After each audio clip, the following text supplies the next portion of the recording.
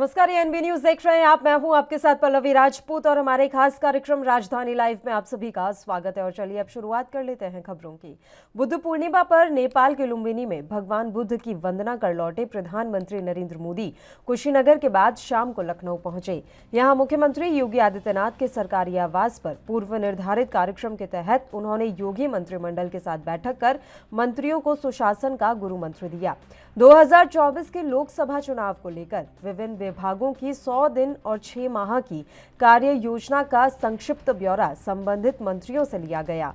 उनका जोर था कि मंत्री इस तरह से काम करते रहें कि सरकार की जनहितकारी योजनाओं का लाभ गरीबों तक पहुंचे और उनका विश्वास सरकार के प्रति और भी ज्यादा मजबूत हो।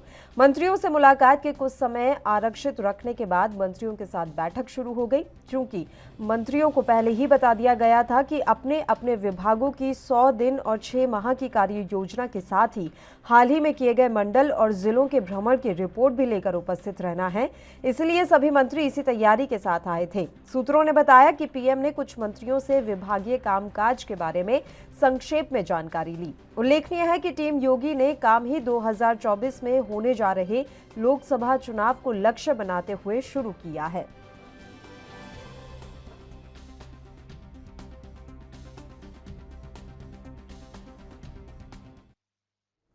इस खबर पर तमाम जानकारी के साथ लखनऊ से हमारे संवाददाता जितेंद्र चौहान इस समय जुड़ गए हैं। सीधा उन्हीं का रुख कर लेते हैं। जितेंद्र, पूरी जानकारी आपसे चाहेंगे। प्रधानमंत्री नरेंद्र मोदी देर शाम लखनऊ पहुंचे। लखनऊ पहुंचने के बाद किस तरह के क्या कुछ कार्यक्रम उनके रहे? देखिए, कल बुद्ध पूर्णिमा थी और बुद्ध पूर्णिमा के मौके पर प्रधानमंत्री नरेंद्र मोदी लुम्बिनी पहुंचे थे और जहां भगवान बुद्ध के दर्शन करने के बाद वो सीधे लखनऊ पहुंचे थे और लगभग 7:30 बजे वो लखनऊ पहुंचे थे। और लखनऊ पहुंचने के बाद तमाम मंत्रिमंडल के मंत्री, डिप्टी सीएम और सीएम योगी आदित्यनाथ उनको स्वागत के लिए और उनको फिर स्वागत करने के बाद उनको सीएम आवास लेकर आए थे। और सीएम आवास लेने के बाद प्रधानमंत्री नरेंद्र मोदी ने पूरे मंत्रिमंडल के साथ सभी के साथ बैठक की और लगभग 3 घंटे से भी ज्यादा की बैठक चली थी। और प्रधानमंत्री नरेंद्र मोदी ने इस बैठक में तमाम तरह की बातें मंत्रियों से कही। 50 दिन के जो कार्यकाल जो काम है उत्तर प्रदेश की योगी सरकार के 2.0 की सरकार के जो 50 दिन का जो अनुभव रहा उस पर मंत्रियों से बात की और साथ ही साथ बातें कही जा सकती है राजनीति की, वो बात की। और कुछ समय आरक्षित रखने के बाद भी मंत्रियों के साथ उन्होंने बैठक की और कहा जा सकता है कि संपूर्ण जानकारी प्रधानमंत्री ने अनुभव के बारे में जानने की कोशिश की। और पहली बार जो गुजरात में हुआ था वीआईपी कल्चर जो खत्म हुआ था उस पर भी चर्चा देने की बात की। और साथ ही साथ उन्होंने ये भी कहा कि कोई भी मंत्री प्रेशर लेने का काम, तनाव लेने का काम नहीं करे, आराम से काम करे और अधिकारियों के साथ वो कहीं ना कहीं दोस्ती जैसा व्यवहार करे और साथ ही साथ दोनों ही मिलकर सरकार चलाएं। और कहा जा सकता है कि अच्छी मित्रता व्यवहार को लेकर भी प्रधानमंत्री नरेंद्र मोदी ने सभी मंत्रियों से कहा और ये भी कहा है कि समाज के अंतिम व्यक्ति पर शासन की योजनाएं पहुंचाने का काम करें और लाभ पहुंचाने का काम भी करें। और साथ ही साथ शपथ ग्रहण के बाद जो 50 दिन का कार्य अनुभव था उस पर भी प्रधानमंत्री नरेंद्र मोदी ने सभी मंत्रियों से बातचीत की और जिन मंत्रियों को कुछ कहना था उनको भी मौका दिया और हाथ उठाकर उन मंत्रियों ने अपनी बातों को भी कहा। और इन्हीं सब बातों का अनुभव लेने के बाद या यूं कहे कि मंत्र देने के बाद 2024 का मंत्र देने के बाद प्रधानमंत्री नरेंद्र मोदी ने सभी कैबिनेट मिनिस्टर, उत्तर प्रदेश के मुख्यमंत्री योगी आदित्यनाथ, राज्यपाल सभी के साथ रात्रि भोज किया और देर रात वो दिल्ली के लिए रवाना हो गए। जितेंद्र, 6 माह की कार्य योजना के साथ उपस्थित रहे थे सभी मंत्री। कोई जानकारी मिल पाई है कि अलग अलग विभागों की क्या कुछ कार्य योजना है? 2024 को लक्ष्य बनाकर काम किया जा रहा है, तो महत्वपूर्ण कार्य योजनाएं क्या कुछ है? देखिए, कार्य योजना पर बात करी और विभागीय कार्य योजना के साथ साथ उनसे विचार विमर्श भी किया कि किस तरह से कार्य योजना तैयार करनी है और विभाग को कैसे जो उसके काम है उसको निपटाने का काम किया। प्रधानमंत्री नरेंद्र मोदी ने सभी मंत्रियों के साथ बातें साझा की और उनसे विचार विमर्श भी करने का काम किया और सभी मंत्रियों को मौका भी दिया कि उनकी अगर किसी प्रकार की कोई बात अगर कहना चाहते हैं तो उन बातों पर भी चर्चा हुई। और प्रधानमंत्री ने 2024 राजनीति, अनुभव और कार्य योजना इन सब बातों पर लगभग 3 घंटे तक मंत्रणा चली और मंत्रणा के बाद प्रधानमंत्री नरेंद्र मोदी रात्रि भोज के बाद वो सीधे रवाना हो गए। बिल्कुल। और जिस तरीके से सुशासन का मंत्र दिया गया है मंत्रियों को, आने वाले समय में क्या कुछ बदलाव नजर आ सकते हैं? हालांकि योगी आदित्यनाथ सरकार में सब कुछ ठीक ही चल रहा है, लेकिन प्रधानमंत्री के मंत्र देने के बाद क्या कुछ महत्वपूर्ण बदलाव देखे जा सकते हैं? देखिए, जाहिर सी बात है कि उच्च पद पर बैठे हैं और भारतीय जनता पार्टी के भी उच्च पद पे है और जाहिर सी बात है कि देश के प्रधानमंत्री नरेंद्र मोदी हैं। तो जाहिर सी बात है कि उनके जो विचार है, जो विचार विमर्श आदान प्रदान हुआ एक दूसरे से, तो जाहिर सी बात है कि उस पर अमली जवाब भी उत्तर प्रदेश सरकार पहुंचाएगी। हालांकि उत्तर प्रदेश के मुख्यमंत्री योगी आदित्यनाथ की उन्होंने तारीफ भी की और कहीं ना कहीं जो सरकार का शासन है उस पर भी चर्चा की। जाहिर सी बात है कि जब कोई प्रधान या यूं कहे कि कोई सीनियर जब कुछ समझा के जाता है तो जाहिर सी बात है कि जूनियर उस पर बदलाव करते हैं। तो अब कुछ कल प्रधानमंत्री गए हैं तो माना जा रहा है कि आज के बाद कहीं ना कहीं मंत्रिमंडल में कुछ बदलाव, यूं कह सकते हैं कि उनके जो विचार है उसमें कुछ बदलाव किया जा सकता है और जो विभाग के कार्य है, अधिकारियों के साथ व्यवहार है और साथ ही साथ जो जनता तक पहुंचाने की योजनाएं हैं वो उसमें जरूर बदलाव देखने को मिलेगा और अंतिम पायदान तक जो बात कही प्रधानमंत्री नरेंद्र मोदी ने वो सरकार की योजनाओं को पहुंचाने का काम करेंगे। और कल जिस तरह से मंत्री सभी निकले काफी खुश थे प्रधानमंत्री से मिलकर और विचार विमर्श करने के बाद। हालांकि किसी ने बातचीत नहीं करी, लेकिन जाहिर सी बात है कि प्रधानमंत्री की बातों को सीख के तौर पर सभी मंत्रियों ने, डिप्टी सीएम ने और सीएम योगी आदित्यनाथ समेत सभी ने इसको स्वीकारा है और इस बात को समझा है कि प्रधानमंत्री जिन जिन बातों पर विचार की उसमें अब अमली जमा फैलाने का काम करेंगे। 2024 के लिए खुद सीएम योगी आदित्यनाथ ने क्या कुछ लक्ष्य तय किए हुए हैं? देखिए, 2024 का लक्ष्य है क्योंकि 2022 का चुनाव नजदीक है और उत्तर प्रदेश पे पुनः सरकार वापसी करी है और जाहिर सी बात है कि उत्तर प्रदेश सबसे बड़ा राज्य है आबादी के स्तर से देखा जाए तो जाहिर सी बात है कि मुख्यमंत्री योगी आदित्यनाथ भी पूरी योजनाएं बना के चल रहे हैं और जनता तक एक एक योजनाएं पहुंचाने का काम भी सरकार, उत्तर प्रदेश सरकार करेगी और ये चाहते हैं कि केंद्र सरकार में पुनः भारतीय जनता पार्टी की वापसी हो। तो जाहिर सी बात है पुरजोर कोशिश की जाएगी और निश्चित ही कहीं ना कहीं जो योजनाएं हैं, जनता से जुड़ाव है और जनता के साथ जो मुद्दे हैं उन सब मुद्दों पर उत्तर प्रदेश के मुख्यमंत्री योगी आदित्यनाथ खड़े उतरेंगे और जनता से जुड़ाव की जो जुड़ी योजनाएं हैं वो भी जनता तक पहुंचाने का काम करेंगे। देखिए, यूपी सबसे बड़ा राज्य है और ये माना भी जाता है कि केंद्र की सत्ता तक अगर आपको पहुंचना है तो उत्तर प्रदेश से होकर गुजरना होगा। तो ऐसे में जितेंद्र, कौन से बड़े मुद्दे हो सकते हैं जो 2024 के लोकसभा चुनावों में गूंजेंगे? और अभी भी हम देख रहे हैं कि कानून व्यवस्था को लेकर और महंगाई को लेकर विपक्ष लगातार उत्तर प्रदेश की योगी आदित्यनाथ सरकार को घेरने का काम कर रहा है। महंगाई को लेकर केंद्र की मोदी सरकार को घेरा जा रहा है। तो अब ये योगी आदित्यनाथ की जिम्मेदारी बन जाती है कि वो प्रदेश के लोगों को किस तरीके से सहूलियत दे पाएं। उम्मीद की जा सकती है कि महंगाई में कुछ राहत मिलेगी, रोजगार में कुछ काम होगा। कानून व्यवस्था हालांकि बहुत कोशिश कर रहे हैं योगी आदित्यनाथ संभालने की, लेकिन आने वाले वक्त में इस दिशा में और भी बड़े प्रयास किए जाएंगे। देखिए, बिल्कुल जाहिर सी बात है कानून व्यवस्था का मुद्दा लेकर 2017 में उत्तर प्रदेश की योगी सरकार आई थी और लगातार कानून व्यवस्था का जो मुद्दा है वो योगी सरकार में प्राथमिकता कहा जा सकती है। प्राथमिकता के तौर पर ये जो मुद्दा है वो प्राथमिकता के तौर पर है और कानून व्यवस्था को सुदृढ़ करने के लिए उत्तर प्रदेश पुलिस महानिदेशक डीजीपी को भी हटाया गया। तमाम अधिकारियों पे गाज किए, भ्रष्टाचार जो अधिकारी फैलाए तो उन पर कहीं ना कहीं कार्रवाई की गई।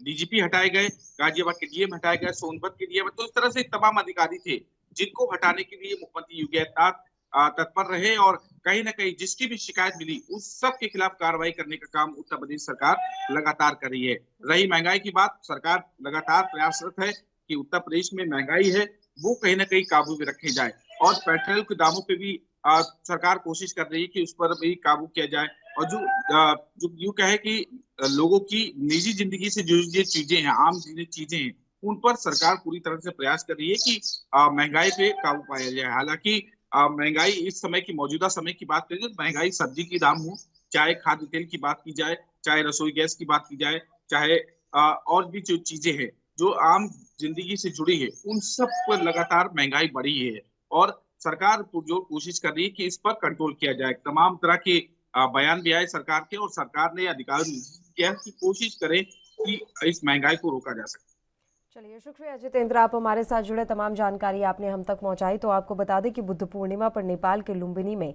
भगवान बुद्ध की वंदना कर लौटे प्रधानमंत्री नरेंद्र मोदी कुशीनगर के बाद शाम को लखनऊ पहुंचे। यहां मुख्यमंत्री योगी आदित्यनाथ के सरकारी आवास पर पूर्व निर्धारित कार्यक्रम के तहत उन्होंने योगी मंत्रिमंडल के साथ बैठक कर मंत्रियों को सुशासन का गुरु मंत्र दिया। 2024 के लोकसभा चुनाव को लेकर विभिन्न विभागों की 100 दिन और 6 माह की कार्य योजना का संक्षिप्त ब्यौरा संबंधित मंत्रियों से लिया गया। और फिलहाल यहां रुकते हैं एक छोटे से ब्रेक के लिए, आप बने रहिए हमारे साथ।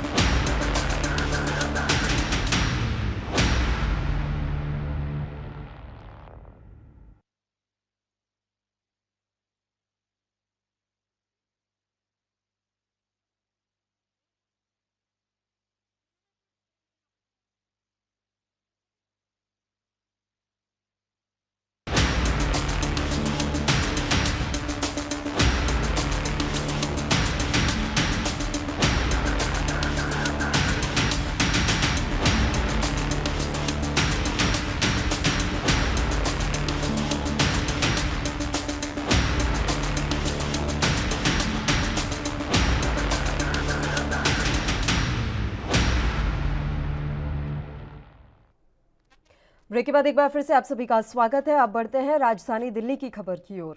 दिल्ली सरकार की महत्वाकांक्षी बाजारों के विकास की परियोजना को लेकर गठित चयन समिति की पहली बैठक दिल्ली सचिवालय में होगी। इस समिति द्वारा प्रथम चरण में विकास के लिए 5 बाजारों का चयन किया जाएगा।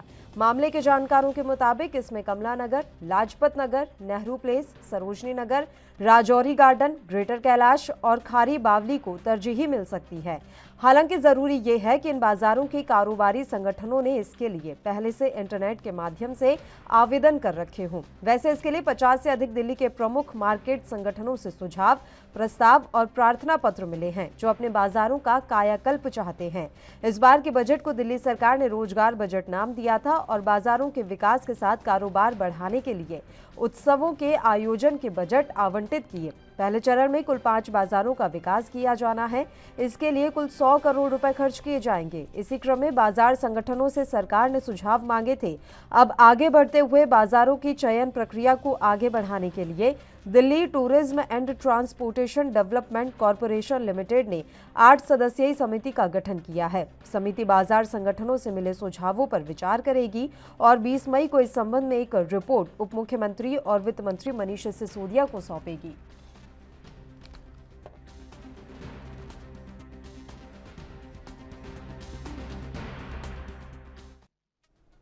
इस खबर पर तमाम जानकारी के साथ दिल्ली से हमारे संवाददाता राजीव तिवारी समय लाइव जुड़ गए हैं। राजीव, आपसे पूरी जानकारी चाहेंगे। बाजारों के कायाकल्प को लेकर एक अहम बैठक होनी है, किस तरह की ये बैठक है, ये समिति क्या है, किस तरीके से ये समिति काम कर रही है, पूरी जानकारी विस्तार से।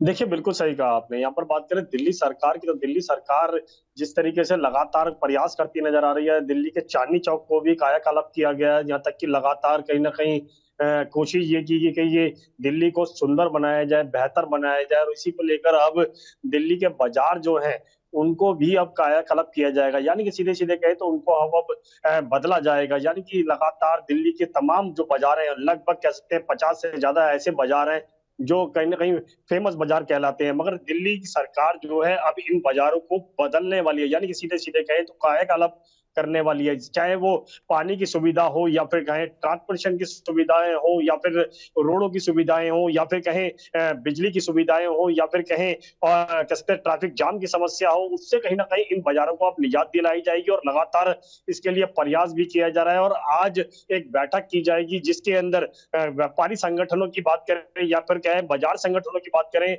या फिर ट्रांसपोर्टेशन की बात करें, तमाम जो संगठनों के नेता हैं या फिर कहें अधिकारी हैं, वो इस बैठक के अंदर मौजूद रहेंगे और लगातार दिल्ली के बाजारों को बदलने की कोशिश की जा रही है। और इसके लेकर लगातार दिल्ली के जो पहले 5 बाजार होंगे उनके लिए कहीं ना कहीं चयन किया जाएगा कि पहले 5 बाजार कौन से होंगे जिनके अंदर सरोजनी नगर का भी नाम आ रहा है, और यहाँ तक कि लाजपत नगर मार्केट का भी नाम आ रहा है, नेहरू पैलेस मार्केट का भी नाम आ रहा है, दिल्ली की कह सकते हैं और मार्केटों का भी नाम आ रहा है। तो उसके अंदर अब चयन किया जाएगा कि पहले चरण के अंदर 5 बाजारों को कायाकल्प किया जाएगा, जिसके अंदर सुविधाएं ज्यादा होंगी, ट्रांसपोर्टेशन ज्यादा होंगी, यहाँ तक कि लोगों के लिए दिक्कतें नहीं होंगी, और यहाँ तक कि जो व्यापारी वर्ग के लिए परेशानियां होती हैं, उनका माल नहीं उतर पाता है या फिर कहें गाड़ियां नहीं आ पाती हैं, ये तमाम जो सुविधाएं हैं वो दिल्ली सरकार इस बैठक के द्वारा चयन किया जाएगा कि पहले दिल्ली के पहले चरण के अंदर किसको कायाकल्प किया जाएगा, बाजारों को किस तरीके से सौंदर्यीकरण बनाया जाएगा, और लगातार बाजारों के अंदर जो भी दिक्कतें हैं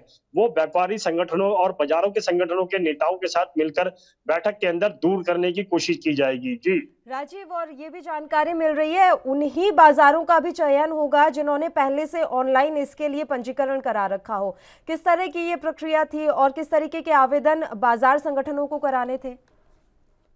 देखिए, बिल्कुल सही कहा गया। यहाँ पर बात करें बाजार संगठनों की, तो दिल्ली सरकार ने एक वेबसाइट के जरिए के सुझाव मांगे थे व्यापारियों से कि आप लोग ये बताइए कि पहले आप लोगों के बाजारों के अंदर क्या दिक्कतें आ रही हैं, क्या डेवलपमेंट होना चाहिए, क्या सुविधाएं होनी चाहिए। तो तमाम जो बाजारों की तरफ से जिस तरीके से ऑनलाइन के माध्यम से आवेदन किया गया, और उस आवेदन के आधार पर ही पहले जो 5 बाजार होंगे उनका चयन किया जाएगा, और उनके अंदर चाहे वो सरोजनी नगर की बात करें, लाजपत नगर की बात करें, या फिर और दिल्ली के और बाजारों की बात करें, उनके अंदर चयन किया जाएगा कि पहले 5 बाजार कौन से होंगे, और उन 5 बाजारों के ऊपर लगभग 100 करोड़ का खर्च दिल्ली सरकार करने वाली है। तो कहीं ना कहीं बेहतर सुविधाएं देने वाली है, और यहाँ तक कि जो बाहर से यानी कि विदेशों से लोग जो आते हैं बाजारों के अंदर सामान खरीदने, यहाँ पे कि दिल्ली से बाहर के लोग भी आते हैं सामान खरीदने के लिए, उनके लिए जो दिक्कतें होती हैं उन दिक्कतों को दिल्ली सरकार जो है वो ध्यान। राजीव, एक अहम बात यह है कि जिन बाजारों के बारे में हम चर्चा कर रहे हैं उन बाजारों में हकीकत में क्या कुछ दिक्कतें आ रही हैं। हालांकि हम तस्वीरों में भी देखते हैं और वहां जाकर भी देखा है कि गलियां काफी सक्रिय हैं, तारों की भी काफी ज्यादा वहां पर दिक्कतें हैं, और क्या कुछ ऐसी समस्याएं हैं जिनका अभी निदान होना जरूरी है?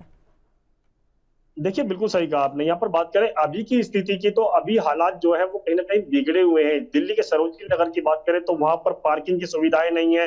अगर कोई व्यक्ति आता है तो उसको पानी नहीं मिल पाता, यानी कि पानी की समस्याएं हैं। यहाँ तक कि शौचालय की भी सुविधाएं नहीं है, क्योंकि शौचालय जो 1 या 2 होते हैं जिसके अंदर काफी बड़ी लाइनें लगती हैं, और महिलाओं के लिए शौचालय जो बनाए गए थे वो कहाँ है, उनके लिए भी कहीं ना कहीं दिक्कतें हैं, क्योंकि महिलाएं जब आती है तो कहीं ना कहीं शौचालय की उनके लिए भी दिक्कतें आती हैं।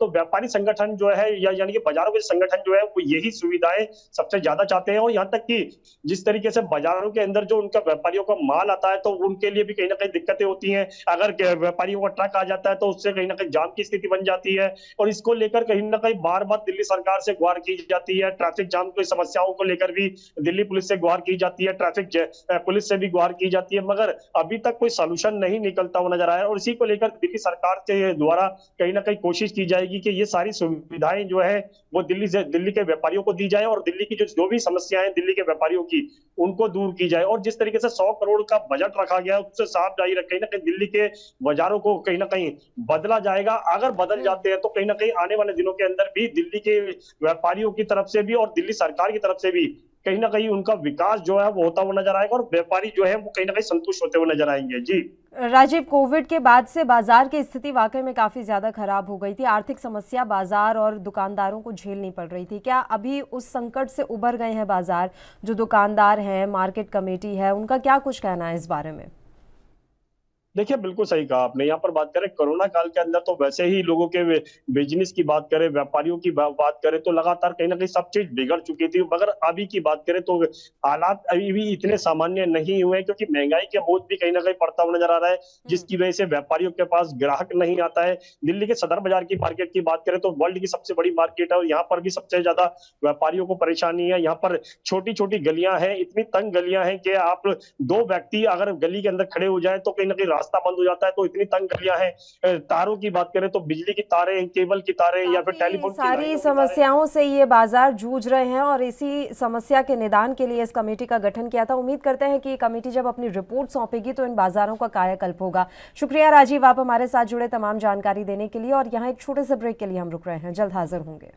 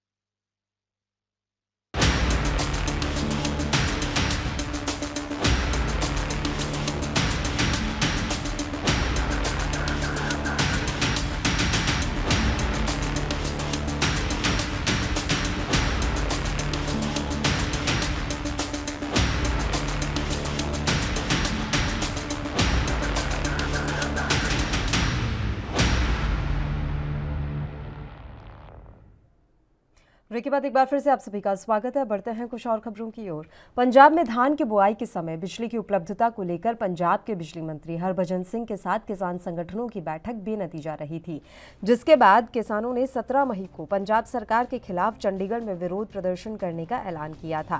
किसानों की मुख्य मांगे मोटरों का लोड बढ़ाया जाए, धान लगाने की तारीख सहित कई मामलों पर सहमति नहीं बन सकी, जिसके चलते किसान संगठनों ने ये फैसला लिया है कि 17 मई को चंडीगढ़ में 23 जत्थेबंदियों द्वारा बिजली, किसानी, बोनस, बीबीएमबी, किसानों की गिरफ्तारी और अन्य मामलों पर पंजाब सरकार के खिलाफ प्रदर्शन किया जाएगा। किसानी के मसलिਆਂ ਨੂੰ ਲੈ ਕੇ ਤੁਹਾਡੇ ਬੋਨਸ ਦੇ ਮਸਲਿਆਂ ਨੂੰ ਲੈ ਕੇ ਜੇ ਤੁਗਾ ਕਹੀਏ ਕਿ ਭਾਖੜਾ ਬਿਆਸ ਮੈਨੇਜਮੈਂਟ ਬੋਰਡ ਦੇ ਮੁੱਦਿਆਂ ਨੂੰ ਲੈ ਕੇ ਅਸੀਂ ਉਹ ਪ੍ਰੋਟੈਸਟ ਕਰਨ ਜਾ ਰਹੇ ਹਾਂ।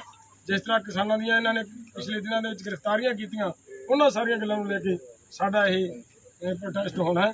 ਪ੍ਰੋਟੈਸਟ ਤੁਹਾਡਾ ਕਿੱਥੇ ਹੋਏਗਾ ਜੀ? ਰਾਜ ਪੱਧਰੀ, ਜ਼ਿਲ੍ਹਾ ਪੱਧਰੀ। ਅਸੀਂ ਮੈਂ ਬੇਨਤੀ ਕਰਾਂ, ਦੇਖੋ ਪੰਜਾਬ ਦੀਆਂ ਐਸਕੇਐਮ ਦਾ ਹਿੱਸਾ ਜਥੇਬੰਦੀਆਂ ਜਿਹੜੀਆਂ 23 ਖੜੀਆਂ ਨੇ, ਇਹ ਕਰਨਗੀਆਂ ਔਰ ਰਾਜ ਪੱਧਰੀ ਕਰਨਗੀਆਂ। ਇੱਥੇ ਕਰਾਂਗੇ, ਚੰਡੀਗੜ੍ਹ ਦੇ ਵਿੱਚ ਕਰਾਂਗੇ। ਠੀਕ ਹੈ, ਠੀਕ ਹੈ, ਠੀਕ ਹੈ, ਥੈਂਕ ਯੂ। ਇੱਕ ਉਹ ਵੀ ਗੱਲ ਕਰੀ ਜੀ 10 ਤਰੀਕ ਤੱਕ ਇਹਨਾਂ ਨੇ ਜੂਨ ਤੱਕ ਨਾ ਇਜਾਜ਼ਤ ਦਿੱਤੀ। ਅਸੀਂ ਕਿਸਾਨਾਂ ਨੂੰ ਕਹਾਂਗੇ ਵੀ ਲਾਓ, ਜੇ ਉਹਨਾਂ ਦਾ ਕੋਈ ਜਬਰੀ ਝੋਨਾ ਵਾਹੁੰਦਾ ਤਾਂ ਕਿਸਾਨ ਜਥੇਬੰਦੀਆਂ ਕਿਸਾਨਾਂ ਦੇ ਨਾਲ ਖੜਨਗੀਆਂ, ਕੋਈ ਜਬਰੀ ਉਹਨਾਂ ਦਾ ਝੋਨਾ ਵਾਹੁਣ ਨਹੀਂ ਦਿੱਤਾ ਜਾਊ। ਹਾਂ, ਇੱਕ ਜਿਹੜਾ ਇਹਨਾਂ ਦਾ ਜ਼ੋਨ ਸਿਸਟਮ ਹੈ, ਉਹ ਨਾ ਇਹਨਾਂ ਨੇ ਜ਼ੋਨ ਸਿਸਟਮ ਕੀਤਾ ਹੈ, ਉਹ ਮੈਨੂੰ ਲੱਗਦਾ ਕਿਸਾਨਾਂ ਨਾਲ ਸ਼ਰੇਆਮ ਧੱਕਾ ਹੈ। ਇਹ 28 ਮਈ ਨੂੰ ਜਿਹੜੇ ਲੋਕਾਂ ਨੂੰ ਕਹਿ ਰਹੇ ਨੇ ਵੀ ਉਹ 28 ਮਈ ਨੂੰ ਝੋਨਾ ਲਾਉਣਾ, ਬਿਲਕੁਲ ਹਾਸੋਹੀਣ ਹੈ। 28 ਜੂਨ ਸੌਰੀ, ਹਾਂ 28 ਜੂਨ। ਹੁਣ ਉਹਦਾ ਜੇ ਦਿਨ ਦਿਗਣੀਏ ਨਾ, ਸਭ ਤੋਂ ਘੱਟ ਸਮਾਂ ਲੈਣ ਵਾਲਾ ਝੋਨਾ ਜਿਹੜਾ ਉਹ PR 126 ਹੈ, ਤੇ PR 126 ਜਦੋਂ 28 ਜੂਨ ਨੂੰ ਝੋਨਾ ਲਾਉਣਾ ਹੈ ਨਾ ਜੀ, ਉਹ ਇਹ ਤਾਂ ਹੈ ਨਹੀਂ ਵੀ ਮੰਤਰ ਹੈ ਇੱਕ ਦਿਨ 'ਚ ਲੱਗ ਜੂ, ਉਹਨੇ ਮਹੀਨੇ ਲੈਣੇ ਆ। ਮਹੀਨੇ ਦੇ ਵਿੱਚ ਘੱਟੋ ਘੱਟ 20-22 ਦਿਨ ਮਹੀਨੇ ਦੇ ਵਿੱਚ ਝੋਨੇ ਦਾ ਕੰਮ ਕੰਪਲੀਟ ਹੋਣਾ ਹੈ।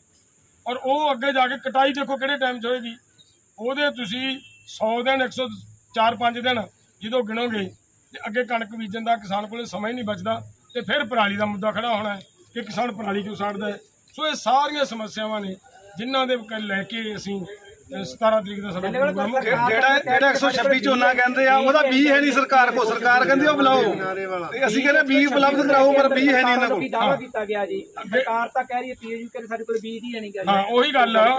ਹੁਣ ਇਧਰੋਂ ਗੱਲ ਆਈ ਹੈ, ਜਿਵੇਂ ਸਵਾਲ ਬੜਾ ਤਕੜਾ ਵਧੀਆ। ਇੱਕ ਪਾਸੇ ਦਾ ਇਹ ਕਹਿ ਰਹੇ ਨੇ कि PR 100। इस खबर पर तमाम जानकारी के साथ चंडीगढ़ से हमारे संवाददाता अमित कुमार लाइव जुड़ गए हैं। अमित, पूरी जानकारी आपसे चाहेंगे। आज बड़ा प्रदर्शन करने की तैयारी में है किसान संगठन चंडीगढ़ में। जी बिल्कुल, देखिए अगर हम कहेंगे 10 तारीख को किसानों की पंजाब के कृषि मंत्री हरभजन सिंह से मुलाकात हुई थी, जिसमें उन्होंने कई चीजों के ऊपर चर्चा की थी और डिमांड्स की थी। अगर हम बेसिक प्रायोरिटीज की बात करें तो मोटरों के लोड बढ़ाने की बात हुई थी, प्रॉपर बिजली की सप्लाई की डिमांड की थी, क्योंकि अब बिजाई का सीजन दोबारा से शुरू होने वाला है। किसानों ने फिर से फसल लगानी है तो उनको अनइंटरप्टेड पावर सप्लाई की जरूरत है, तो उसकी मांग की थी। मोटर की जो लोड है उसको बढ़ाने की डिमांड की गई थी, पर इन सभी चीजों के ऊपर सहमति नहीं बन पाई है, क्योंकि किसान एक लंबे समय से डिमांड्स कर रहे हैं कि इन सब चीजों की उन्हें जरूरत है कि वो ज्यादा अच्छी अपनी फसल उगा सके, ज्यादा अच्छी तरह काम कर सके। इन सब चीजों की डिमांड कर रहे थे, पर इन सब चीजों को लेकर बाकायदा 10 तारीख को मीटिंग हुई, पर इसका कोई सिक्का नहीं निकला। मीटिंग में कोई सहमति नहीं बनी, तो किसानों ने अनाउंस किया था कि आज 17 तारीख को आज एक विशाल ट्रैक्टर रैली चंडीगढ़ के लिए निकाली जाएगी। जैसे हमें जानकारी मिल रही है कि गुरुद्वारा अम साहब मोहाली के साथ से गुरुद्वारा अम साहब से एक ट्रैक्टर इकट्ठे होकर चंडीगढ़ तरफ निकलेंगे। अब ये देखना होगा कि क्या चंडीगढ़ के अंदर किसानों को एंट्री मिलती है या फिर हमें दिल्ली वाला मोर्चा यहाँ पर भी देखने को मिलेगा, क्योंकि कहीं ना कहीं ये अटकलें भी जरूर आ रही है कि अगर किसान बोल रहे हैं कि अगर उन्हें रोका जाता है तो वो एक बड़ा धरना चंडीगढ़ और मोहाली की बॉर्डर पे लगा सकते हैं। जी अमित, मुख्य मांगे क्या है? क्या बिजली की उपलब्धता एक बड़ी समस्या इस समय पंजाब के किसानों के लिए बनती जा रही है?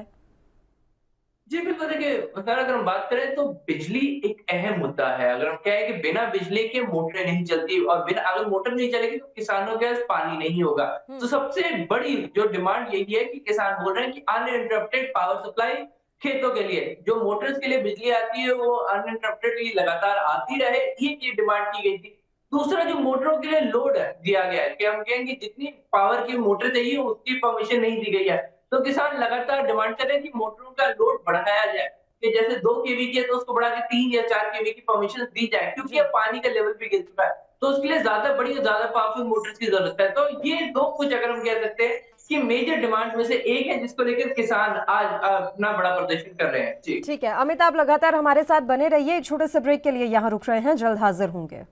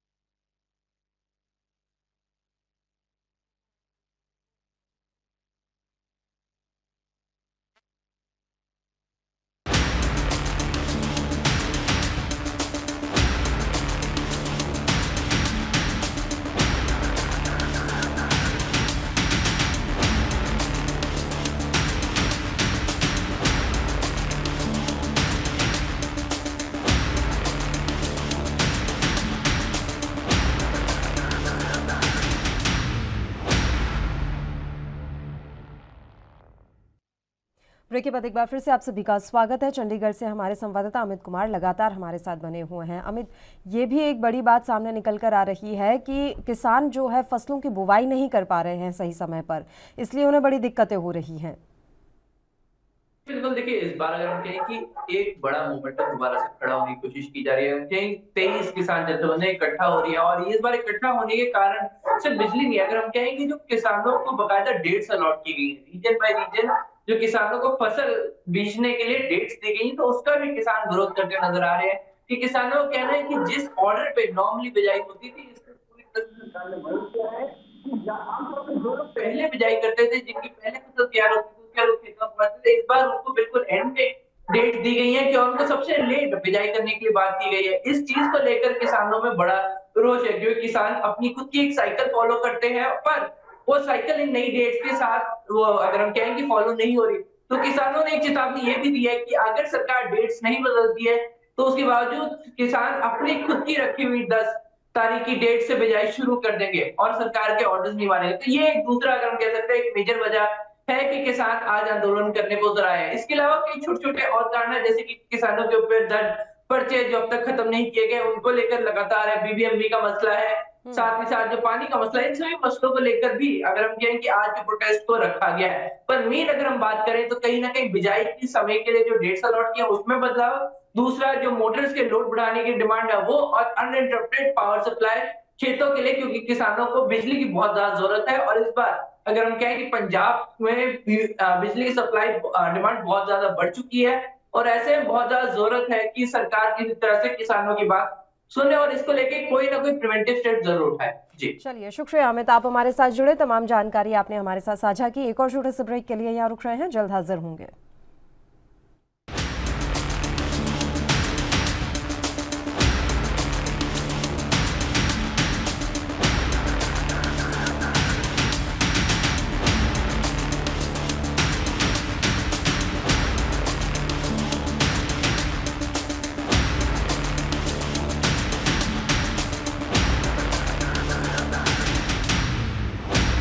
ब्रेक के बाद एक बार फिर से आप सभी का स्वागत है। बढ़ते हैं राजधानी शिमला की खबर की ओर।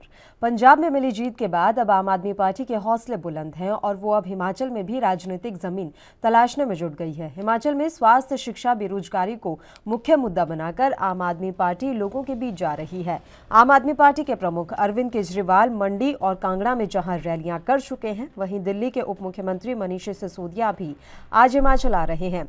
मनीष सिसोदिया आज शिमला पहुंचेंगे, जहां सरकारी स्कूलों में शिक्षा का स्तर कैसा है उसकी जानकारी लेंगे। वहीं शिक्षा के स्तर को लेकर छात्रों और अभिभावकों से भी चर्चा करेंगे। आम आदमी पार्टी हिमाचल के प्रदेश प्रवक्ता आईडी भंडारी ने ये जानकारी देते हुए कहा कि प्रदेश के सरकारी स्कूलों में शिक्षा का स्तर लगातार गिर रहा है। जिन स्कूलों में बच्चे हैं उनमें अध्यापक नहीं हैं और जहां अध्यापक हैं वहां बच्चे नहीं हैं। कई सरकारी स्कूलों के पास बिल्डिंग तक नहीं है। ऐसे में शिक्षा से जुड़े इन मुद्दों को लेकर दिल्ली के उप मुख्यमंत्री मनीष सिसोदिया शिमला आएंगे। इस दौरान वह शिमला के सरकारी स्कूलों का दौरा कर बच्चों और अभिभावकों से चर्चा करेंगे।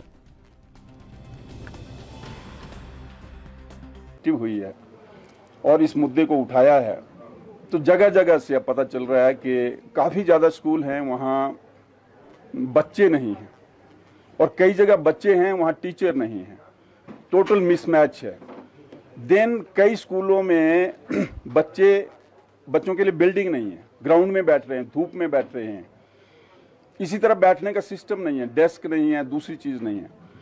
देन जो मेन चीज़ है क्वालिटी ऑफ टीचर्स नहीं है, और इन सारी चीज़ों को ठीक करने के लिए आम आदमी पार्टी का जो मेन फोकस है वो है कि हिमाचल प्रदेश में जब हमारी पार्टी पावर में आएगी तो एजुकेशन पर फोकस किया जाएगा, जिससे कि क्वालिटी ऑफ एजुकेशन इंप्रूव हो और बच्चों को अच्छे मौके मिलें बाहर जाने के और सर्विस करने के। इसी संदर्भ में हमारे डिप्टी चीफ मिनिस्टर जो दिल्ली के हैं मिस्टर मनीष सिसोदिया जी, वो कल शिमला में आ रहे हैं और वो बच्चों और अभिभावकों से विचार विमर्श करेंगे और कैसे क्वालिटी को ठीक किया जा सकता है हिमाचल प्रदेश में, इसमें आपने विचार रखें। मैं समझता हूँ पिछले 20 साल से हमारा जो एजुकेशन परसेंटेज है वहीं टिका हुआ है 82% पे। 82 से ना ऊपर जाता है ना नीचे जाता है। क्यों नहीं हम 100% करते इसको, क्या प्रॉब्लम है? और दूसरे ये बात नहीं है, मास एजुकेशन है, लिटरेसी है, एजुकेशन नहीं है। सर्विसेज एजुकेशन की वजह से मिलती हैं, लिटरेसी की वजह से नहीं मिलती हैं। जैसे अभी आपने देखा होगा कि ये जो पेपर लीक हुए हैं, अपने चीफ मिनिस्टर के नाम का पता नहीं है, प्रधानमंत्री के नाम का पता नहीं है, और इनकी मिनिमम क्वालिफिकेशन मैट्रिक है। तो ये क्वालिटी है हमारी एजुकेशन की हिमाचल प्रदेश में। जो लोग हिमाचल प्रदेश के नौकरियों में आ रहे हैं वो प्राइवेट स्कूलों में पढ़ते हैं, बाहर जाते हैं, चंडीगढ़ कोचिंग सेंटर्स में जाते हैं, तब उनको सर्विसेज मिलती हैं। ये बच्चे नहीं है सरकारी स्कूलों वाले, मतलब बिल्कुल नहीं है, ये बात नहीं है, बट बहुत कम है। तो पेरेंट्स को होता है कि हम एमए करा ली, बीए करा ली, बीएससी करा ली, बट बाद में रिजल्ट क्या होता है? फजूल में गांव में घूमते हैं, बेकार घूमते हैं, ड्रग्स में जाते हैं, दूसरी जगह अव्यवस्था फैलती है। इस वजह खबर पर तमाम जानकारी के साथ हिमाचल प्रदेश ब्यूरो चीफ टीना ठाकुर जी इस समय लाइव हमारे साथ जुड़ी हुई हैं। टीना जी, आपसे पूरी जानकारी चाहेंगे। मनीष सिसोदिया शिमला आ रहे हैं, क्या कुछ प्रस्तावित कार्यक्रम है उनके? आज जैसे आपने पहले बता दिया कि मनीष सिसोदिया हिमाचल पहुंचेंगे। हिमाचल की राजधानी शिमला का उनका आज दौरा है। बताया जा रहा है कि वो यहाँ पे सरकारी स्कूलों का जो है वहाँ पे औचक निरीक्षण करेंगे और वहाँ पे जो है शिक्षा का जो स्तर है वो जांचने की कोशिश करेंगे। साथ ही जो कुछ अभिभावक है और कुछ जो छात्र है उनसे वो संवाद करेंगे और जानेंगे कि हिमाचल में किस तरह की शिक्षा व्यवस्था की अभी जरूरत है, क्योंकि आम आदमी पार्टी दावा कर रही है कि वो अगर सत्ता में आती है तो इसके बाद वो शिक्षा का स्तर है जो हिमाचल का है उसको सुधारेगी। हालांकि आपको बताएं कि हिमाचल जो है शिक्षा के क्षेत्र में देश में नंबर 2 पर आता है, लेकिन फिर भी आम आदमी पार्टी के निशाने पर हिमाचल की शिक्षा व्यवस्था आ चुकी है। आम आदमी पार्टी का कहना है कि बेरोजगारी हमारी जो शिक्षा व्यवस्था है वो नौकरी की जगह बेरोजगारी ज्यादा बढ़ा रही है युवाओं में। नशे की चुंगल में हमारा जो युवा है वो फंसता जा रहा है। हालांकि जो अभी आम आदमी पार्टी हिमाचल की है, उन्होंने जो मनीष सिसोदिया का जो दौरा है वो कहाँ का रहने वाला है, वो कहाँ किन स्कूलों में जाएंगे, किन से मिलेंगे, अभी इन सब चीजों को उन्होंने बताया नहीं है, उनसे जानकारी नहीं दी है, क्योंकि इसके पीछे कारण ये बताया जा रहा है कि हो सकता है कि प्रदेश सरकार को, जिनको वो दौरे की अपनी जानकारी दे चुके हैं, उनके दौरे को वो बाधित करें या उनको वहां पे स्कूलों का दौरा ना करने दें। इसलिए फिलहाल अभी यही बताया जा रहा है कि दोपहर बाद वो शिमला पहुंचेंगे और यहाँ पे कुछ स्कूल उन्होंने चयनित किए जहाँ पर वो दौरा करेंगे मनीष सिसोदिया। टीना जी, जिन स्कूलों के बारे में बात कर रहे हैं अभी, हालांकि क्लियर आईडी भंडारी ने भी नहीं किया कि ऐसे कौन से स्कूल हैं जहां पर स्थितियां खराब हैं। आपको जानकारी है कि हिमाचल प्रदेश के सरकारी स्कूलों की क्या स्थिति है? क्योंकि जिस हिसाब से महिमा मंडन किया जा रहा है कि सारे सरकारी स्कूल खराब हैं, ये संभावनाएं कम नजर आ रही हैं, क्योंकि आपने भी जानकारी दी कि हिमाचल प्रदेश शिक्षा के मामले में नंबर 2 पर आता है। तो ये कैसे हो सकता है कि तमाम सरकारी स्कूलों की व्यवस्था खराब हो? जी, आपने बिल्कुल ठीक कहा, क्योंकि जो हिमाचल की जो अभी तक की सरकार रही है उन्होंने कोशिश की है कि गांव-गांव में स्कूल पहुंचाए जाएं, बच्चों को बहुत दूर जाना पड़े। कॉलेज यहाँ पे बहुत खुल चुके हैं। हालांकि इसी पर जो आम आदमी पार्टी ने निशाना साधा है कि जगह जगह हर कोर्स पर कॉलेज खोल दिए गए हैं और गाँव में हाई स्कूल खोल दिया गया है, जिसकी हमें जरूरत नहीं है। हमें क्वांटिटी नहीं चाहिए, हमें क्वालिटी चाहिए। हालांकि अगर हिमाचल की मैं बात करूँ तो शिक्षा जो यहाँ की जो शिक्षा का स्तर है काफी अच्छा है और जो सरकारी स्कूलों के जो बच्चे हैं नौकरियों में बेहद अच्छा प्रदर्शन वो कर पाते हैं। आईएएस में और आईपीएस में काफी अच्छे बच्चे जो हैं वो क्लियर करते हैं। इसलिए हम ये नहीं कह सकते कि हिमाचल का जो शिक्षा का स्तर है बेहद गिरा हुआ है, लेकिन अभी देखने वाली बात है कि क्योंकि मैंने भी आम आदमी पार्टी के जो प्रदेश प्रवक्ता उनसे पूछा था, उनसे जानकारी चाहिए थी कि जो आरोप आम आदमी पार्टी इतना गंभीर आरोप लगा रही है, लेकिन क्या उनके पास कोई तथ्य हैं या उन्होंने कोई इस तरह का कोई सर्वे हिमाचल में किया? उन्होंने मना किया। उन्होंने कहा नहीं, अनुभव के आधार पे है, जैसा कि लोग बता रहे हैं लोगों के। हालांकि ऐसा भी नहीं कह सकते कि हर जगह, लेकिन ओवरऑल अगर देखा जाए तो हिमाचल का जो शिक्षा का स्तर है वो अच्छा है। यहाँ के बच्चे जो है सरकारी स्कूलों के बेहतर प्रदर्शन करते हैं। और आपको ये जानकारी भी दूं कि अभी पिछले जो कोरोना काल रहा है, पिछले 2 सालों के दौरान निजी स्कूलों को छोड़ के बहुत बड़ा एक आंकड़ा जो है वो सरकारी स्कूलों में बच्चों का पहुंचा है पढ़ने। तो ये सरकार के लिए एक बहुत पॉजिटिव बात है और एक बहुत बड़ा ये उपलब्धि सरकार की मानी जाएगी कि निजी स्कूलों का जो रुख है वो छोड़ा है लोगों ने और सरकारी स्कूलों की तरफ मुड़े हैं। क्योंकि इसके पीछे यही कारण माना जा रहा है कि शिक्षा का जो स्तर है हिमाचल का बहुत अच्छा है। बहुत बेहतरीन जो सरकारी सुविधाएं हैं स्कूलों में वो बहुत अच्छी बच्चों को मिलती हैं।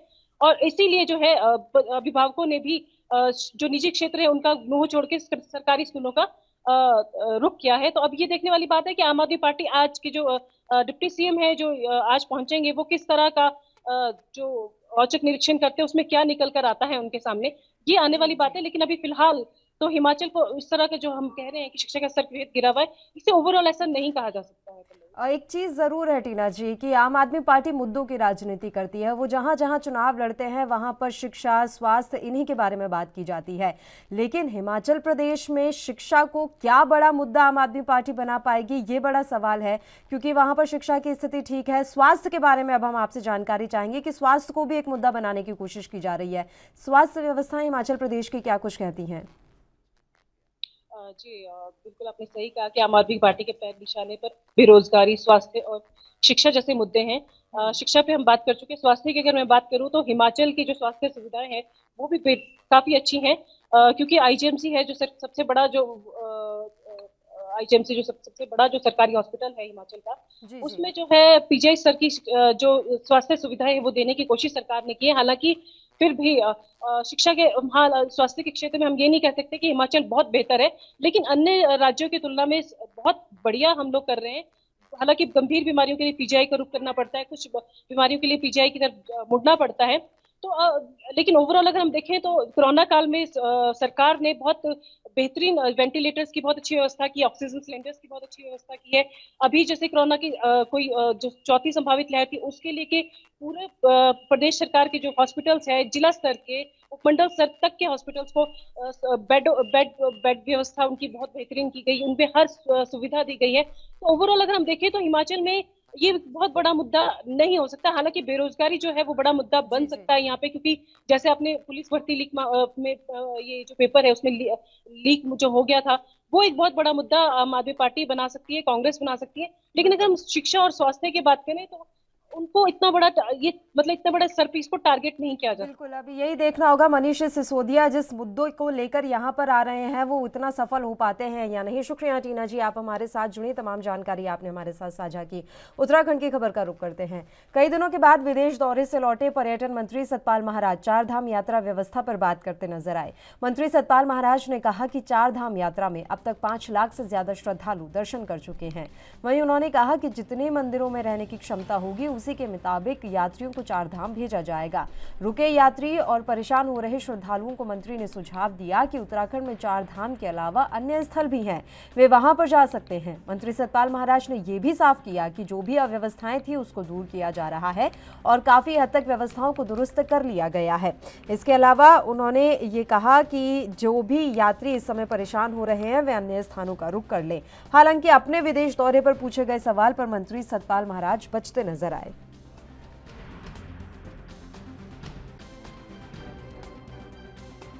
91,827 लोगों का बना है।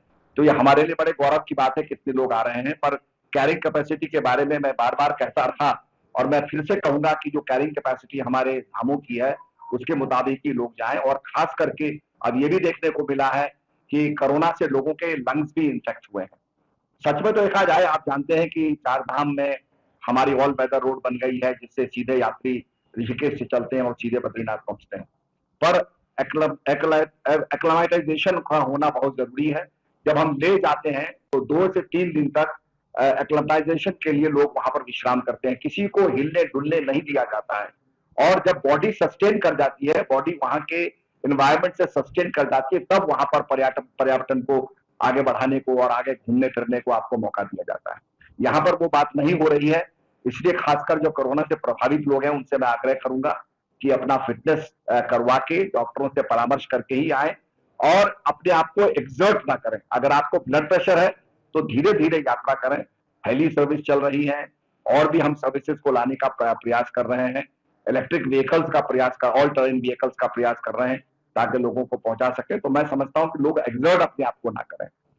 अक्सर देखा जाता है कि लोग एक्सर्ट करते हैं, उसके भयंकर परिणाम होते हैं। डॉक्टरों की सुविधा वहां है, और मैंने धन सिंह जी से कल बातचीत की, उनसे मैंने आग्रह किया कि अगर काफी लोग बीमार हैं तो उनको आप रेस्ट करवाइए ताकि वो क्लेमेटाइज हो जाए और तभी उनको जाने दिया जाए। तो हम पूरा प्रबंध कर रहे हैं, पर आपको पता है कि इतनी संख्या में यात्री आ रहे हैं, उनसे आग्रह भी कर रहे हैं कि थोड़ा धैर्य रखिए, सब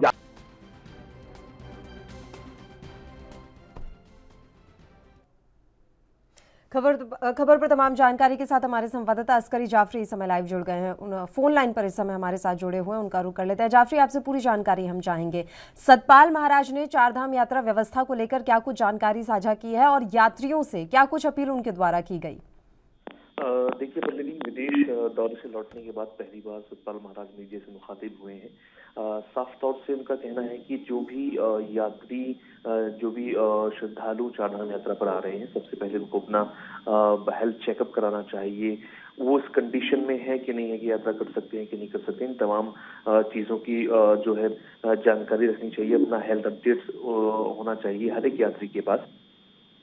इसके साथ ही जब आमतौर से देखा जा रहा है कि हरिद्वार जो लोग पहुंच रहे हैं दूर दराज के इलाकों से, मसलन केरला से और गुजरात से, कई जो इलाके हैं देश के कई इलाकों से श्रद्धालु यहाँ पर आ रहे हैं, जिन्होंने हरिद्वार आकर के रजिस्ट्रेशन कराया है तो उनको 10 दिन के बाद की जो है वो तारीख मिल रही है। ऐसे में बहुत ज्यादा परेशानी हो रही है क्योंकि सरकार की तरफ से कोई होम स्टे का कोई प्रावधान नहीं है, कोई इस तरह की सुविधा नहीं है कि उनको अगर बात की तारीख दी जा रही है तो उनको उनके रहने की क्या व्यवस्था है।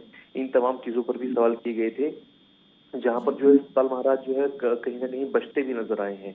हालांकि दुबई दौरे पर जो उनसे सवाल किया गया है तो उन्होंने मोटा मोटा एक ही चीज बताई है कि यहाँ की जो टिहरी लेक है वहां पर जो है इन्वेस्टर्स ने इच्छा जाहिर की है कि वो यहाँ पर जो है इन्वेस्ट करना चाहते हैं उत्तराखंड की टिहरी लेक में। लेकिन चारधाम यात्रा की जिस तरह से बात हो रही है या व्यवस्थाओं की बात हो रही है तो उसमें कहीं ना कहीं कई खामियां नजर आ रही हैं। अभी हाल ही में सतपाल महाराज मीडिया में सुर्खियों में बने हुए थे क्योंकि विदेश दौरे पर सतपाल महाराज थे और करीब 34 मौत हो गई थी और विदेश दौरे पर सतपाल महाराज थे। तो जिस तरह से सवाल किए गए थे मीडिया की तरफ से तो कहीं ना कहीं एक सेटिस्फैक्ट्री जो आंसर आना था, एक जिससे जो एक संतुष्टि मिलती, वो वाला जो जवाब है सतपाल महाराज की तरफ से नहीं आ पाया है। हालांकि उन्होंने तमाम जो जानकारियां दी हैं कि अभी तकरीबन 5 लाख जो है श्रद्धालु वो पहुंच चुके हैं चारों धामों में, अलग अलग जगहों पर 5 लाख से ज्यादा श्रद्धालु जो है वो पहुंच चुके हैं।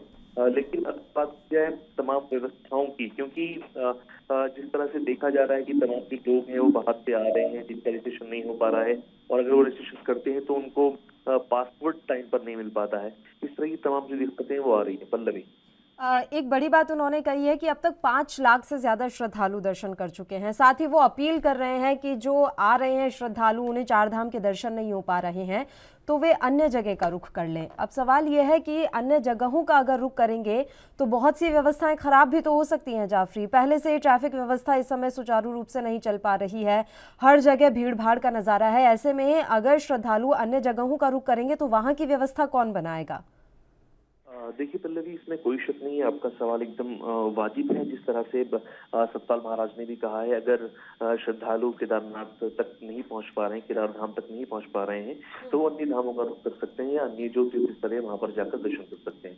लेकिन ये एक जो है बहुत ज्यादा सटीक जवाब नहीं है सतपाल महाराज का, क्योंकि अगर कोई यात्री माइंड सेट करके आता है कि उसको केदारनाथ ही जाना है तो जाहिर सी बात है वो केदारनाथ ही जाएगा, वो किसी और धाम क्यों जाएगा। तो इस तरह की तमाम जो चीजें हैं वो चल रही हैं, क्योंकि अगर अभी जिस तरह से पुलिस ने भी गाइड गाइडलाइन जारी की थी और स्वास्थ्य विभाग ने भी, अगर किसी का रजिस्ट्रेशन नहीं है तो उसको ऋषिकेश से आगे नहीं जाने दिया जाएगा, और अगर किसी का रजिस्ट्रेशन है तो जाहिर है कि वो आगे जा सकता है।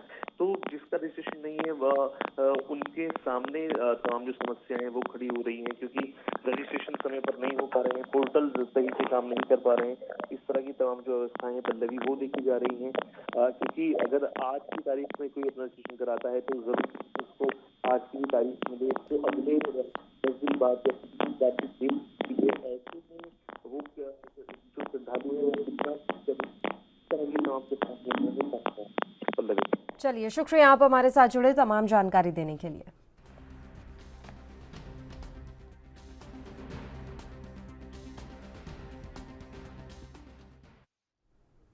बुलेटिन में फिलहाल वक्त हो चला है एक छोटे से ब्रेक का। आप बने रहिए हमारे साथ।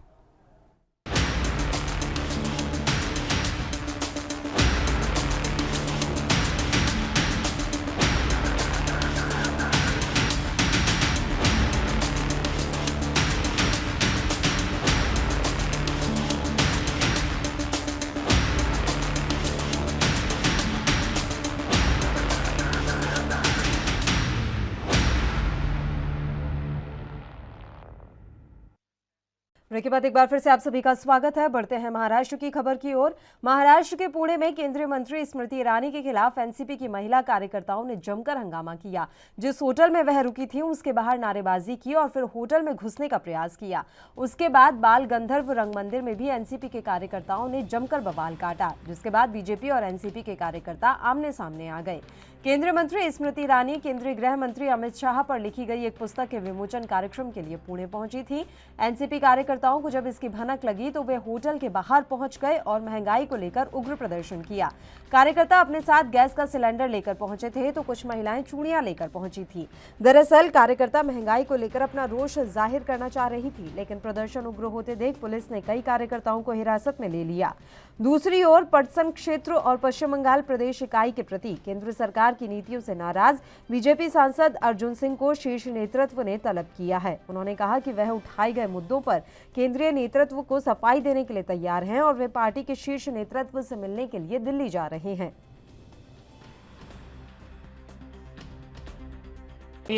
मंत्री स्मृति ईरानी अमित शाह के पुस्तक के प्रकाशन के लिए आई थी। आपको सबको मालूम है कि महंगाई के ऊपर जब मनमोहन सिंह सरकार थी तब स्मृति ईरानी ने कितना हंगामा मचाया था। पेट्रोल का दाम 10 रुपये से बढ़ गया तो कैसे उन्होंने अखंड तांडव किया था। खुद अटल बिहारी वाजपेयी देखिए भी बैलगाड़ी के सवारों पर होके पार्लियामेंट में आए थे। आज पेट्रोल का भाव 130 रुपया हो गया है, डीजल का भाव 110 रुपया हो गया है, गैस सिलेंडर की कीमत 1030 रुपये हो गई है। चीनी के हो, तेल के हो, दाल के हो भाव कितने बढ़ गए। जिस तरह से स्मृति ईरानी आक्रामक होकर आंदोलन कर रही थी उसी तरह हमारी महिलाओं ने आक्रामक होकर आंदोलन किया। जब वो मेरियट होटल में थी हमारी महिलाओं ने विनती की हमारा निवेदन आप स्वीकार कीजिए, आप निवेदन स्वीकार करके हम वापस चले जाएंगे, लेकिन उन्होंने निवेदन स्वीकारने को मना किया। इसकी वजह से हमारे सब महिलाओं ने उधर बहुत तीव्र निदर्शन किए। उसके बाद बाल गंधर्व रंग मंदिर में भारतीय जनता पक्ष का ओपन कार्यक्रम था, सब लोगों को निमंत्रण था। हमारी महिला नेता वैशाली नागवड़े और उनके साथ 3 महिला बाल गंधर्व रंग मंदिर में गए थे, कार्यक्रम देख रहे थे। उसी उधर ही भारतीय जनता पक्ष के कुछ कार्यकर्ता ने देखा कि ये राष्ट्रवादी के कार्यकर्ता है, उन्होंने उनके ऊपर हाथ उठाया। खबर पर तमाम जानकारी के साथ मुंबई से हमारे संवाददाता सत्यप्रकाश सोनी इस समय जुड़ गए हैं। सत्यप्रकाश, पूरी जानकारी आपसे चाहेंगे। एनसीपी के कार्यकर्ताओं ने महंगाई के खिलाफ जोरदार प्रदर्शन किया है। बिल्कुल पल्लवी जी, देखिए देश में महंगाई अपनी चरम सीमा पे है, लिहाजा लोग कहीं न कहीं सरकार से नाराज है। इसी को चलते एनसीपी की तरफ से महाराष्ट्र के पुणे में जोरदार प्रदर्शन किया गया। हालांकि जैसे एनसीपी कार्यकर्ताओं को यह पता लगा कि केंद्रीय मंत्री स्मृति ईरानी पुणे पहुंची है, उनका जो है जोरदार विरोध किया गया। इस दौरान स्मृति ईरानी ने जिस होटल में रुकी थी उसके बाहर भी एनसीपी कार्यकर्ताओं ने जमकर विरोध प्रदर्शन किया। इस दौरान कई एनसीपी कार्यकर्ताओं ने अपने हाथ में गैस सिलेंडर और चूड़ियां लेकर आए थे, लिहाजा लोग स्मृति ईरानी से मिलना चाहते थे, एक आवेदन देना चाहते थे कि महंगाई को लेकर केंद्र सरकार कुछ कर नहीं रही है, ऐसे में केंद्र सरकार को अवगत कराना लोगों की जिम्मेदारी है। और जिस तरह से स्मृति ईरानी ने महंगाई को लेकर मनमोहन सरकार के दौरान प्रचंड आंदोलन किया था, उसी तर्ज में एनसीपी कार्यकर्ताओं ने आंदोलन किया है। हालांकि एनसीपी कार्यकर्ताओं की एक ही मांग है कि जिस तरह से मनमोहन सरकार में बीजेपी सरकार आक्रामकता दिखाई है, उसी तरह एनसीपी के लोग भी आक्रामकता दिखाएंगे, क्योंकि सरकार जिस तरह से लगातार महंगाई बढ़ा रही है, उसको लेकर कहीं न कहीं देश की हालत बिल्कुल खस्ता हो चुकी है। जी पल्लवी, बताया जा रहा है कि बाल गंधर्व मंदिर के बाहर भी ये प्रदर्शन हुआ और उसके बाद कई एनसीपी के कार्यकर्ता हिरासत में लिए गए हैं। सत्य प्रकाश, बिल्कुल, देखिए जहां प्रदर्शन कर रहे थे वहीं से थोड़ी दूर बाद जो है बाल गंधर्व रंगमंच है, वहां पे भी बीजेपी का कार्यक्रम चल रहा था। इस दौरान ओपन वो कार्यक्रम था, कई लोगों को वहां बुलावा दिया गया था। हालांकि पाबंदी नहीं थी कि कोई अन्य राजनीतिक पार्टियां नहीं आ सकती। इस दौरान एनसीपी की महिला कार्यकर्ता भी पहुंची थी, लेकिन जिस तरह से आरोप लगाया गया कि बीजेपी के कार्यकर्ताओं ने एनसीपी महिला कार्यकर्ताओं के साथ हाथापाई की, उनके साथ जोर जबरदस्ती किया, इस तरह की शिकायत आई थी। उसके बाद से कहीं न कहीं पुणे पुलिस ने पूरे मामले को हाथ में लिया और कई एनसीपी कार्यकर्ताओं की हिरासत में लिया। लेकिन जिस तरह से स्मृति ईरानी का जो है विरोध प्रदर्शन किया गया, उसके बाद फिर रंगमंच के बाहर विरोध प्रदर्शन किया, कहीं न कहीं ये तय होता है कि एनसीपी कार्यकर्ताओं ने कानून व्यवस्था की धज्जियां उड़ाते हुए किया, क्योंकि अगर आपको प्रदर्शन या आंदोलन करना है तो आपको बाकायदे पुलिस से परमिशन लेनी होती है, लेकिन इस तरह की व्यवस्था नहीं की गई थी। इस लिहाज से मुंबई पुलिस को मजबूरन कुछ लोगों को हिरासत में लेना पड़ा। सत्य प्रकाश, बीजेपी सांसद अर्जुन सिंह का क्या कुछ मामला है? बताया जा रहा है कि केंद्रीय नेतृत्व ने उन्हें तलब कर लिया है। बिल्कुल, देखिए पल्लवी जी, अर्जुन सिंह पश्चिम बंगाल के सांसद है और लगातार उनके संसदीय क्षेत्र में तमाम जो जूट की मिलें हैं। अब ऐसे में उत्सव को लेकर जिस तरह से लगातार मुसीबतें बनी हुई है, हालांकि उन्होंने केंद्र सरकार से गुहार भी लगाई कि जूट कारखाने को जो कच्चा सामान है वो मुहैया करवाया जाए, लेकिन सरकार की तरफ से पटसन को लेकर सही तरह से कोई फैसला नहीं लिया गया। लिहाजा सांसद अर्जुन सिंह ने जो अपने फैसले बताए थे, सरकार ने उसका भी मान्य नहीं किया। इसलिए जैसे उन्हें पता लगा कि स्मृति ईरानी वहां पहुंची हुई है पुणे में, तो वह भी मिलने की कोशिश कर रहे थे, लेकिन इस दौरान उन्हें बताया गया कि उनको जो है अब कहीं कहीं शीर्ष नेतृत्व से मिलेंगे तभी आगे उनकी बात बन सकती है। तो लिहाजा ये भी देखा जा रहा है कि पश्चिम बंगाल में एकमेव जो सांसद है अर्जुन सिंह, उनकी भी मुसीबतें बढ़ने वाली है, क्योंकि ये माना जा रहा है कि जब सत्ता में रहकर सत्ता के विरोध कोई करता है तो जाहिर तौर पर उसके लिए बड़ी मुसीबत होती है। खासकर पश्चिम बंगाल जैसे राज्य में जब सत्ता के लिए वहां कितना संहार हुआ, उसको लेकर ये माना जा रहा है कि जब अर्जुन सिंह केंद्रीय शीर्ष मंत्रियों से मिलने जाएंगे, उस दौरान उनके सवालों का जवाब दिया जा सकता। इस पर अभी तक कोई बात तय नहीं हो पाई।